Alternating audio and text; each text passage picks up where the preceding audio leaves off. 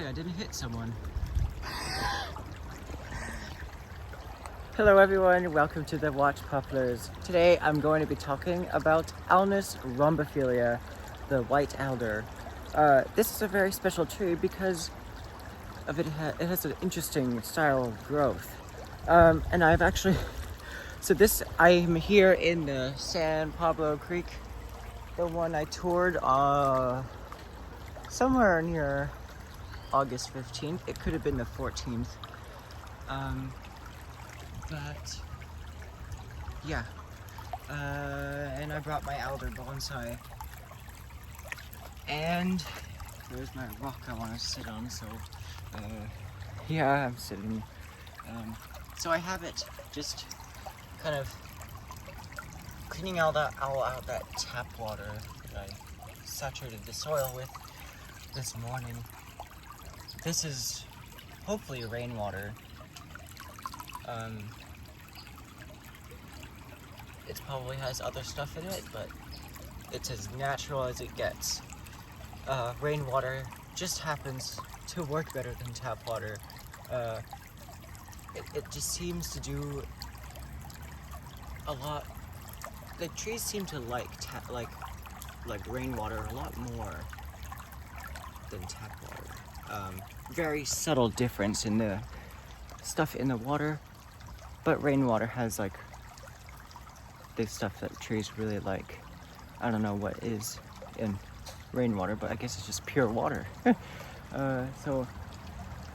Well, creek water is different, but it's still, in a dry summer, this is as close to rainwater as you can get. Anyway, here's my alder, and my inspiration is somewhere right there. Is this big tree over here.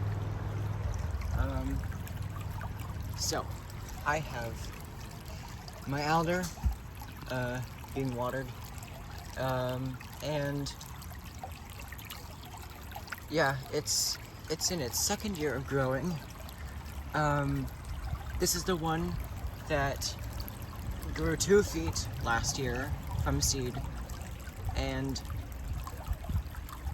this summer it has defoliated itself twice, due to, first, like a lack of watering for like multiple days, and then second, I brought it out of the greenhouse one time to show people, and the leaves started sulking, and then those leaves also fell off. So it's been quite weakened. You can see that on the size of the leaves, they're very small, whereas when this was growing in its first year, the leaves were, there's an alder right behind me, they were bigger than this. They were like that big, at least. So very significant reduction of like the foliage strength and health. So I'm kind of pondering whether I should repot this this winter. Also, I guess I didn't walk through poison oak, but I'm getting some kind of rash. It's starting to. I don't have any allergies aside from obvious ones like poison oak and probably poison ivy, poison hemlock. I've never tried poisoning myself with that, and I hope I never do that. So there's the bonsai, and I also put my dead alpine style one here. I don't know. I guess it'll just be a deadwood feature if this becomes a landscape. I don't know. There's also my three. There's a stone fruit here, some kind of plum, and then 3 apple seedlings. So onward, and I want to show you my inspiration. Now, I don't have that phone case with the loop on the back of it, so I can't really securely hold my phone now. So I'm just gripping it very tight. I've rolled up my pants. I have seen ticks on these willows, and I'll definitely get right to that, removing them as soon as I notice any. But through the bushes here, there is a mature alder tree. Now, well, my alder's way over there. But from this distance I am at from my bonsai, you can see it has a main trunk and some branches coming kind of at an angle. I don't know. Oh gosh, my fingers look huge in that view. And you can see, oh gosh, I need to zoom out. There, you can see the main stems and the branches coming off of them. They arch very gracefully, actually. They don't have a lot of movement, like a very old tree. They grow like a conifer, almost like a pine tree. And then they have these foliage pads. Now there are other alders here, but they don't have such an obvious viewpoint to see that. But yeah, here it's a twin trunk. Oh, and there's fish swimming around my ankles. Hopefully they don't start biting my dead skin, although that'll probably be a good thing. So yeah, in winter, well, that's ivy. That big clump right here, that's ivy. That will not defoliate. But in winter, I will be able to walk through here everywhere around this creek without running into any poison plants. So yeah, and the section of the trail here will become accessible and we will be able to get up close to it. Now, I could try going here, but it gets it's like 5 feet, no, almost 4 feet deep here, I think. It's more than 3 feet. So and this is almost as much as my pants will roll up. But yeah, so it starts out growing very vertical, but while they're young, they have these like side branches that come off at like a 45-degree angle. And there's fish in my shoe. Hopefully a crayfish doesn't pinch me. So yeah, you can see the angle that they come off at. They grow like a conifer. It's just interesting, and they're actually the only tree that does that here, like the most. And yeah, I'm very inspired by like full-size alders, and it actually turns out that the white alder, I've searched up like all kinds of alders on Google, and the white alder seems to have the most perfect image of that kind of structure I am looking at, with that vertical trunk and then these arching branches coming off of it. Okay, I'm still recording. Now I'm gonna walk around. That's gonna be fine there. I'm comfortable that there are not gonna be any rodents who will eat. There's a dove over there. Eat the leaves. So yeah. There are another more mature. What is this? Like children over there, huh? They're probably on the sidewalk on the street. But yeah, okay, so there's one here. So if you zoom in, so there, you can see there's a vertical trunk and then these arching branches coming off foliage pads. You can see where the sun hits them. They're kind of like, yeah. So very interesting. And when they're young, I kind of showed you some examples of when they're young, but I wanted to show you one that is kind of isolated so that you are not distracted by other plants. So there's this, I guess this is, oh, I'm still zooming in. So there's this example here. This is a intermediately young alder sapling, I guess. It's an old sapling. You can see it literally grows like a spruce tree. I'll move around.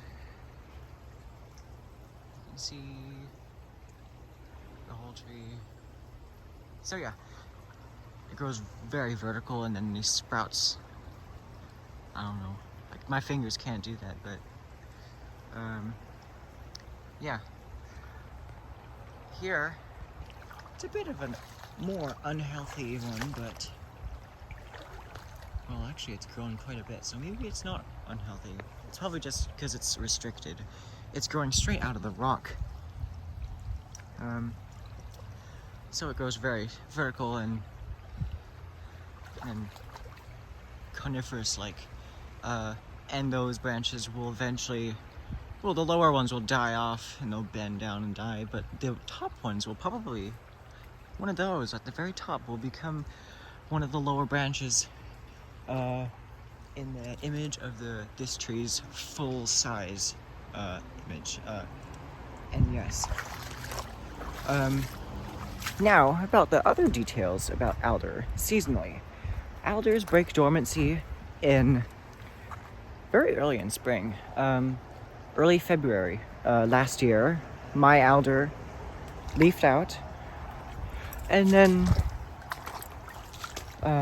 the mature alders, well, the pollen release, I think happens like right before that, just as the leaf buds start to break, and the leaves can stay on until like late December.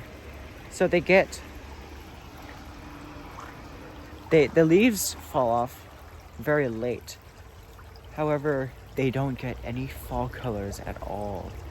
If you're lucky, you get some brown leaves, possibly very rarely orange leaves. No, the alders here do seem to get better colors on the old leaves. And I'm very envious of this. Very, very envious. It's almost unfair. My alder had some decent looking leaves, had a kind of faded, like kind of olive colored leaf around Christmas time, and that was the most color it got. And I think that leaf was, maybe that was actually early January when I repotted it, mid-January. So yeah. Autofocus. So yeah. I'll try. Maybe because the tree has more branches and it's the vigor is like kind of balanced and distributed. Maybe you'll get better fall colors, but we'll see. If you're looking for fall colors, don't get alders.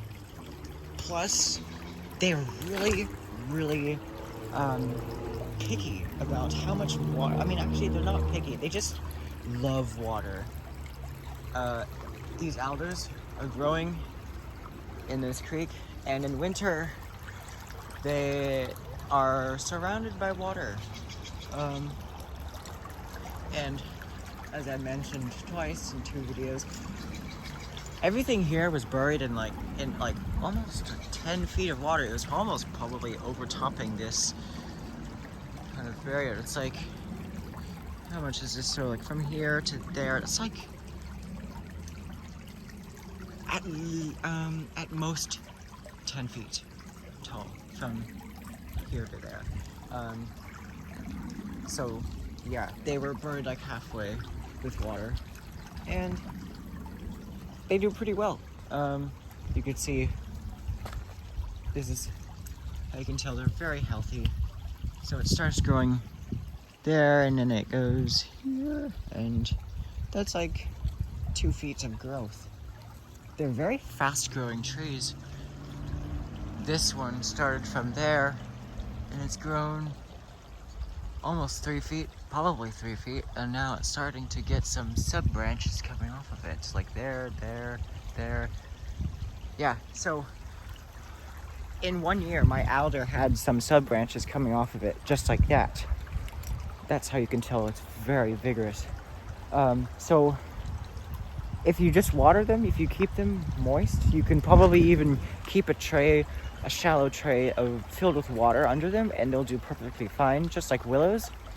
And yeah, just if you want to attain an alder bonsai, they're the ones with those cones on them. I'll try to find one for you, or just to see, so that you know what the seeds look like. I don't really see any seeds on them or on the ground, but yeah, I don't see any yet. But they're these tiny little cones. They're like this. They're like black in color. They look like tiny little pine cones. So if you just crush them up in your finger, you'll get these little tan-colored seeds, and they kind of flake away in the wind. So they're like related to birch, which is why they have that leaf and this kind of bark. So yeah, and if you plant that, you should start like multiple of them, because some may not make it. But I guess the one I planted was one of two, and I only had planted two, and one of them just took off, grew 2 feet. That's this one, and the other started sprouting in December during the El Nino winter when it was like almost 60 degrees. So yeah, and yeah, plant a good number of them so you get a good germination chance. Yeah, and if you take good care of it, it will grow like insanely, like vigorously. So yeah, I'll show you more about alders in winter, when you can see the structure. I'll show you my alder once it's done growing, give more updates if it starts to grow more. But so far, that's all for today. Can you see? I'll try to focus. I'll try to just hold it like this so you can see. I don't know if the camera's focusing on me or not, but the Iceland volcano, Fagradalsfjall, has erupted, and it is now the 5th time that it's erupted this year. It first erupted in 2021 nearby at Geldingadalur, and then it erupted nearby at Miradalur, which is a valley nearby, and then it erupted, I think, at Litlihurtur, which is an old volcano, a one that happened maybe during the Younger Dryas. I'm not sure, but yeah. And then a whole bunch more happened this year. So there are all these fissure eruptions that happen in lines, and they propagate very quickly. Lava fountains in like a line, and yeah. And there's currently one ongoing. It literally just started like less than an hour ago. So, and about the rain that's coming up, the rare storm that we're getting, the chance of rain has diminished to 5%, but it's still there. I'm sure we might get some kind of drizzle. I'm sure there's still going to be more precipitation in the Sierras. There's going to be snow over there, a possibility of that, but we'll see. I'm not sure if I'm gonna film a video at school tomorrow, but I'll film the rain maybe, and yeah, so we'll see. So that is all for today. This is the Watch Poplars, and I'll see you in the next video.